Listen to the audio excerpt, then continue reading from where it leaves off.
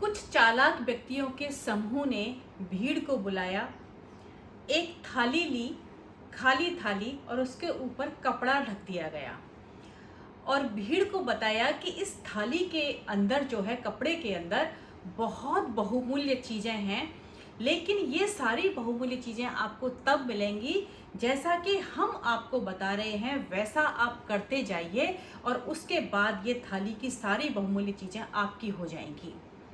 भीड़ आती चली गई, ढके हुए कपड़े को देखती चली गई और मन में सपने और लालच आते चले गए कि हमको ये जैसा बता रहे हैं वैसा करेंगे तो ये सारी चीज़ें हमको मिलेंगी।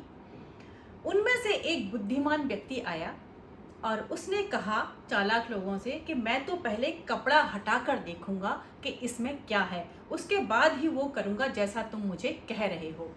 चालाक व्यक्ति ने कहा कि नहीं, ऐसा नहीं हो सकता, कपड़े को खोल दिया तो पाप लग जाएगा, और उसने दुनिया भर की बातें अपनी कहना शुरू कर दिया, लेकिन उसको कपड़ा को ढकने से मन कहा कि ढका ही रहेगा।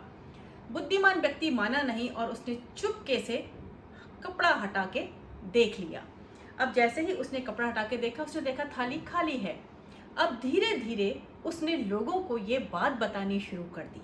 अब चालाक व्यक्ति इस बात से बड़े क्रोधित हो गए और उन्होंने उस बुद्धिमान व्यक्ति का विरोध करना शुरू कर दिया और भीड़ को ये बताना शुरू कर दिया कि ये बहुत पापी है, अगर ये ऐसा करेगा तो पाप भोगेगा, नरक जाएगा, और आप लोगों ने भी अगर इसकी बात मानी तो आप भी नरक के भागी बनेंगे। भीड़ को भी डरा दिया ये बात कह के। लेकिन बुद्धिमान व्यक्ति ने अपनी हार नहीं मानी और वो धीरे करके लोगों को ये सच्चाई बताता चला गया कि ये इस थाली में कुछ भी नहीं है, खाली है, आप लोगों को बेवकूफ़ बनाया जा रहा है। तो ये बात है आचार्य रजनीश ओशो की। उन्होंने यही काम किया कि लोगों के दिमाग में एक तर्क डाल दिया, क्योंकि वो बहुत सारी चीज़ें जान चुके थे इन पाखंडियों की।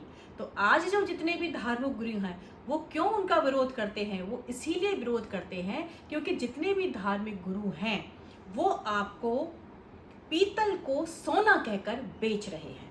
अब एक बात बताइए कि आपके पास मान लीजिए सोना है तो आप क्या कहोगे? आप यही कहोगे ना, किसी भी जौहरी के पास ले जाओ, किसी के पास ले जाओ, ये सोना सोना ही रहेगा।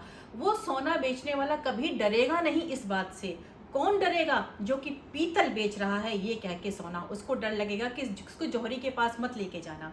तो यही धार्मिक गुरु कर रहे हैं। ओशो का विरोध इसीलिए करते हैं कि अगर आप इस गली चले गए ना तो इस गली में नहीं आना होगा फिर आपका।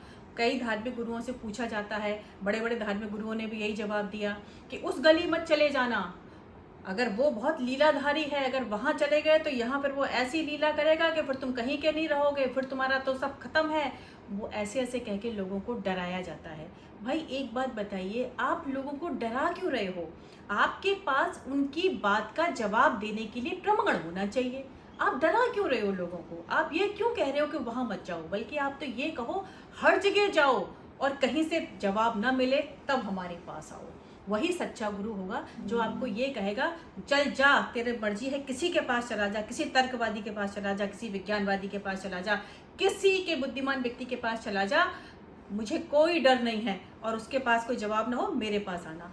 क्योंकि इनके पास किसी को जवाब देने के लिए जवाब नहीं है, तर्क नहीं है, ज्ञान नहीं है। तो ये सिर्फ यही बात बोलते हैं कि जो हमने कह दिया उसको सिर्फ मानो, जानना नहीं है। लेकिन ओशो ने यही कहा कि पहले जान लो, उसके बाद फिर मानो। कहीं ऐसा ना हो कि खाली ताली के चक्कर में आप अपने सालों जो है इसमें बर्बाद कर दो और बाद में पता चले कि इसमें तो कुछ था ही नहीं। तो पहले ही उसको देख लो ना कि इसमें है कि नहीं है। तो आप पहले ही उस रास्ते पर चल लो कि जानने के रास्ते पर जान लोगे तो बड़ा मजा आएगा फिर तो मानने में। तो सिर्फ इसीलिए जितने भी धर्म गुरु हैं उसको गाली देते हैं ओशो को। लेकिन ओशो ने एक इतना बढ़िया काम किया, दुनिया को एक इतना बढ़िया तर्क दिया कि आपके दिमाग में छोटा सा छेद कर दिया सोचने के लिए। पहले तो आप बिल्कुल ब्लैंक थे, जैसा पाखंडियों ने, जैसा धर्म गुरुओं ने जैसा आपको बता दिया उसी को मानते चले आ रहे हैं। लेकिन इसके लिए ओशो कि आप सब लोग रेडी होने चाहिए कि उन्होंने आपको एक तर्कवादी बनाया, उन्होंने आपको एक ज्ञान का रास्ता दिखाया, उन्होंने आपको अपने आप को जानने का रास्ता दिखाया। तो ओशो की ये बहुत बड़ी देन है। भले ही लोग कितना ही विरोध करें लेकिन उनकी बातों में बहुत दम है। लेकिन मैं आपसे आज एक बात कहती हूँ कि आप सबको मानो, चलो आप धर्म गुरुओं को भी मान रहे हो, मानो, लेकिन दार्शनिकों को भी मानो, आप अच्छी तरीके से समझ पाओगे। आप फिलोसोफर को पढ़ो, उनको पढ़ोगे तभी आप जान पाओगे। एक दीवार में तो आपने, जैसा धर्मगुरु ने कहा ना कि ये दीवार सर्वोत्तम है, तो आप उसी को मान रहे हो। क्या पता दीवार के पीछे उससे भी सुंदर दीवार हो। तो मैं यही कहती हूँ, एक बार सबको पढ़ो, सबको मानो, फिर अपने दिमाग की कसौटी पे खरा उतरो कि क्या सही है क्या गलत है। किसी के पीछे अंधभक्त मत बनो। ये अंधभक्त बनने के बाद ही इस देश की दुर्दशा ये हुई है, नहीं तो आज दुनिया के नक्शे पर भारत कुछ और होता।